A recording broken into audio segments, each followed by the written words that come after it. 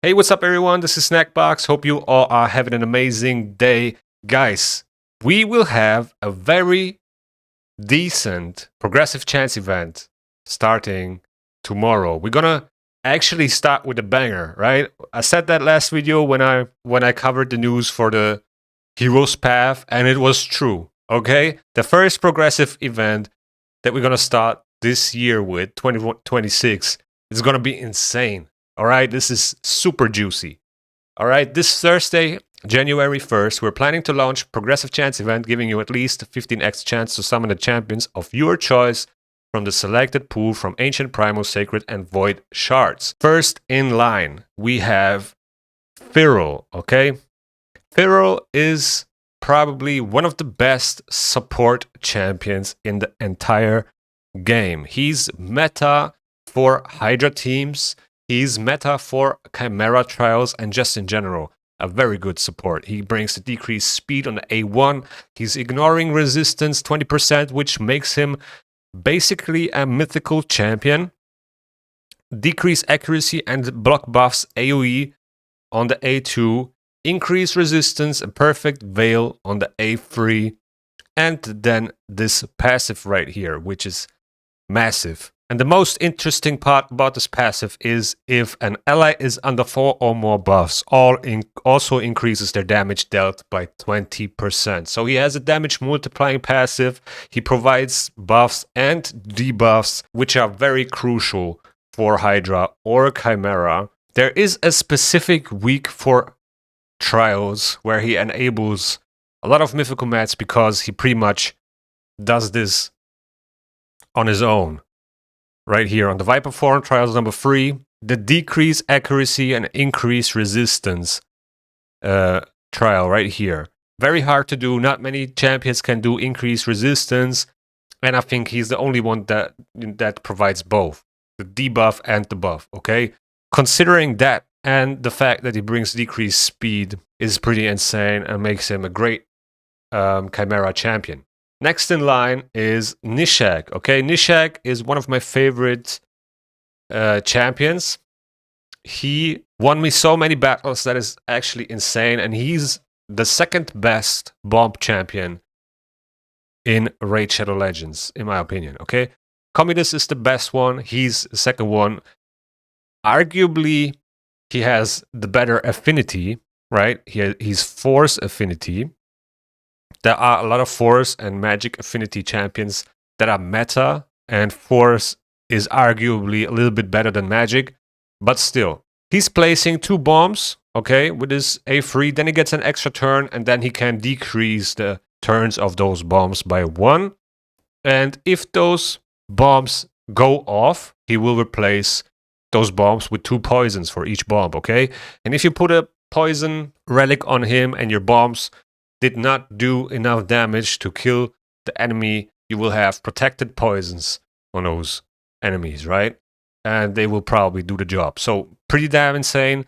I think he's still very good, even though it's hard to run bomb champions because there are so many counters. Okay, we have Feral, we have Marichka, we have Cleansers, we have high resistance champions and so on. So yeah, it's very hard to pull off unless you have a Commodus. Then it's a little bit easier because he detonates them instantly, but his bombs can be cleansed. But still, I think he's very, very great, and I might try to get another copy because mine is +1, and a +2 empowerment would definitely help a lot. Then we have Hilvi, which was just a guaranteed from a deck of fate. In case you missed that or you weren't able to do it, now is your chance to pull Hilvi. Absolute amazing champion. We covered her already. Reviver with block damage, increased speed, decreased defense on an A1. Very nice synergy with Tormin. Really fun champion. Speed aura. Pretty good, okay? I can also see some whales going for like empowerments to try to get some speed on her. That can be quite interesting too. Then next in line we have Belts, which is probably the weakest champion out of this progressive in general. I don't know where I would use him. I do have him. He was a guaranteed champion from a deck of fate last Christmas, I believe. And yeah, I don't know much about this champion because I never used him. I was never in a situation where I was thinking, man, I really need this champion. But he does have some nice debuffs, okay? He has block buffs, leech, decrease defense. He can steal buffs. And yeah, I don't know if he can actually deal damage, but he can, stack up his HP and crit damage. So he ramps up damage with his passive, which is quite nice. The ratings say he's okay for Hydra, pretty good for Faction Wars. I'm not quite sure about that. Maybe you guys know more about that, but I never get to use him. Now, Yukimasa, the last fusion, is also part of this progressive. And I don't know if I would actually prioritize him over a Firul, for example, or a Nishak or a Hilvi. Probably not, even though he's arguably the best reviver for Shadowkins now, right? He's kind of like a hybrid revive damage dealer, all right? Which is pretty interesting. The only downside is that he's attack-based and probably very squishy. If he was defense-based, this might look maybe a little bit different. Then next in line, and this is probably the highlight of this progressive, okay, because this champion is absolutely busted. This is like a Marius 2.0, and I'm talking about Cecilia the Red Hope, Bannerlord's Void Legendary champion, defense-based, heals all allies with her A1. It's a one-hitter, single target hit. Heals all allies by 10% of their max HP. Nothing crazy, but also not bad. Then we have A2, and this is where it gets interesting. Attacks all enemies 2 times. The damage dealt by the skill increases by 5% for each ally above 50% HP. It's a 3-turn cooldown if it's booked, okay? Places a perfect veil buff on all allies except this champion for 2 turns. So she provides perfect veil, okay? This is good for Chimera trials, for example. Damage based on defense and enemy max HP. This is insane, okay? A 2-hitter, which is based off of enemy max HP, as a Void champion. It can't get much better than that, okay? With a perfect veil on the same skill, which is also needed for, let's say, Hydra, right? To not get feared by the Head of Torment. This is an insane champion, okay? And this is why she's able to solo a lot of dungeons. I'm actually not sure if there's a dungeon that she can't solo. And then we have this also pretty interesting A3, which puts her in a very specific category, and that is the counterattack champions. We don't have a lot of champions that have an AoE counterattack buff, okay? For a very long time, there were only 3, and that was Martyr, Valkyrie, and Skullcrusher. Now, obviously, we have a couple more. We have Alaz, which is a mythical champion. Now we have Cecilia too. I don't know if there's another one. Maybe there is. But with Cecilia, we got another one now, okay? This is also an AoE attack, and before attacking, she places a 60% increased defense buff on all allies for 2 turns. Her damage is based on defense, so she automatically pushes her own damage, which is amazing, right? For nukers to buff themselves, this is pretty much like like Marius would do. Then she places a 25% strengthen buff and a counter attack buff on all allies for 2 turns. Alright, so the next very interesting part about this champion is this passive. An active effect and a passive effect. And the active effect has a 4-turn cooldown if booked. Places a revive on death buff for 1 turn on an ally when that ally's HP falls below 50%. And this works on her as well, so she can revive herself, which is absolutely insane. If there are multiple champions on the team with this skill, only one will activate. This skill will not activate on duplicate copies of this champion if this particular champion is dead. This definitely reminds me of Empress, where Empress would place the revive on death when he receives a fatal hit.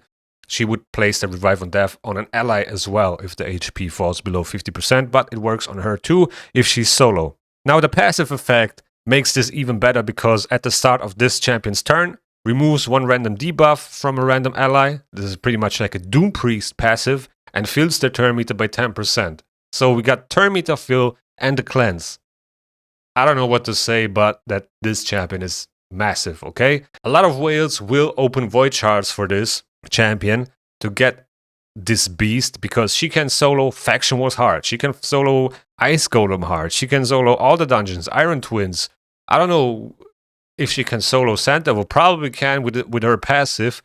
I mean, what else is there to say? She's insane, okay?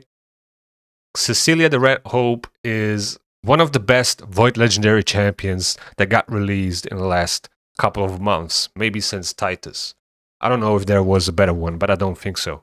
All right, she's so good, I don't even want to talk about Georgid and Carolon that much, right? I rather want to talk about this champion. And look at her shield. Isn't that amazing? It's like a frozen shield. And then her sword with a glowing blue. Definitely amazing. I'm kind of surprised that she doesn't place freeze or something. That would be kind of fitting, you know, with the shield and so on. But there's nothing going on with freeze. So yeah, this champion made me second guess my decision to just open sacred shards. Maybe I will open my void shards too. I only have 23.